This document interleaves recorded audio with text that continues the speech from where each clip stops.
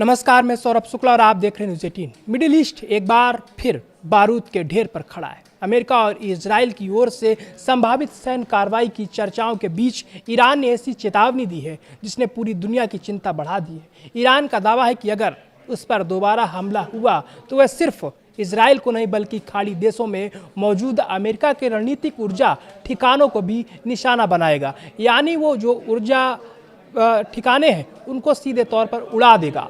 अगर ऐसा हुआ तो इसका असर सिर्फ युद्ध तक सीमित नहीं रहेगा बल्कि पूरी दुनिया की अर्थव्यवस्था हिल जाएगी। रिपोर्ट्स के मुताबिक ईरान ने जवाबी कार्रवाई का पूरा प्लान तैयार होने का दावा भी किया है। ईरानी मीडिया का कहना है कि तेहरान की मिसाइलों की रेंज में खाड़ी क्षेत्र के कई बड़े तेल और गैस केंद्र हैं। ईरान का कहना है कि अगर उस पर हमला हुआ तो इन ठिकानों पर सटीक मिसाइल हमले किए जा सकते हैं और उनको उड़ा के राख में तब्दील कर दिया जाएगा। ईरान की कथित हिट लिस्ट में सबसे पहले नाम आता है सऊदी अरब के खाबर ऑयल फील्ड का।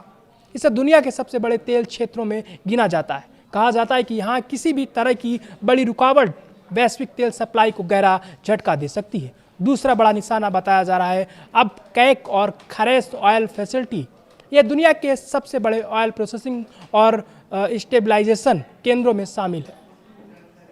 अगर यहाँ हमला होता है तो अंतर्राष्ट्रीय बाजार में तेल की कीमतों में भारी उछाल आ सकता है। यानी तेल को लेकर जितने भी संकट आएगा वो बहुत गहरा होगा। इसके बाद संयुक्त अरब अमीरात के रुवेज रिफाइनरी और जकुम ऑयल फील्ड का नाम सामने आ रहा है। रिपोर्ट्स के मुताबिक ये यूएई की ऊर्जा व्यवस्था का बेहद अहम हिस्सा है। ईरान की चेतावनी में कतर का नॉर्थ गैस फील्ड और रास लफान एलएनजी टर्मिनल भी शामिल बताया गया है। ये दुनिया के सबसे बड़े गैस उत्पादन और एलएनजी निर्यात केंद्रों में गिने जाते हैं।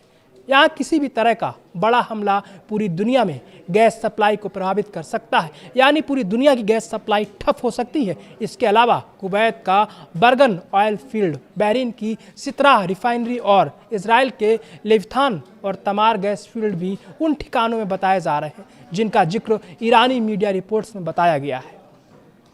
सैन्य विशेषज्ञों का मानना है कि अगर इन ऊर्जा ठिकानों पर बड़े पैमाने पर हमला होता है तो सिर्फ मिडिल ईस्ट ही नहीं बल्कि पूरी दुनिया इसकी कीमत चुकाएगी।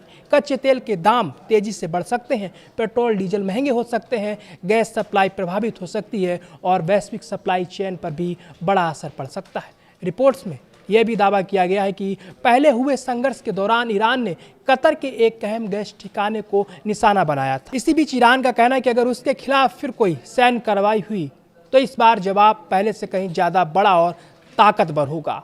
यानी कि सीधे तौर पर तबाही मचाने के लिए ईरान पूरी तरह से तैयार बैठा है। ईरान की चेतावनी के बाद अमेरिका, इजराइल और खाड़ी देशों में सुरक्षा बैठकों का दौर तेज हो गया है। पूरे क्षेत्र में सतर्कता बढ़ा दी गई है। अब सबसे बड़ा सवाल यही है कि क्या ये सिर्फ दबाव बनाने की रणनीति है या फिर मिडिल ईस्ट एक और बड़े युद्ध की ओर बढ़ रहा है। अगर हालात बिगड़ते हैं तो इसका असर दुनिया के हर देश और हर आम आदमी की जेब तक पहुंच सकता है। फिलहाल सभी की नज़रें मिडिल ईस्ट पर टिकी हैं, जहां एक छोटी सी चिंगारी भी बड़े वैश्विक संकट का कारण बन सकती है।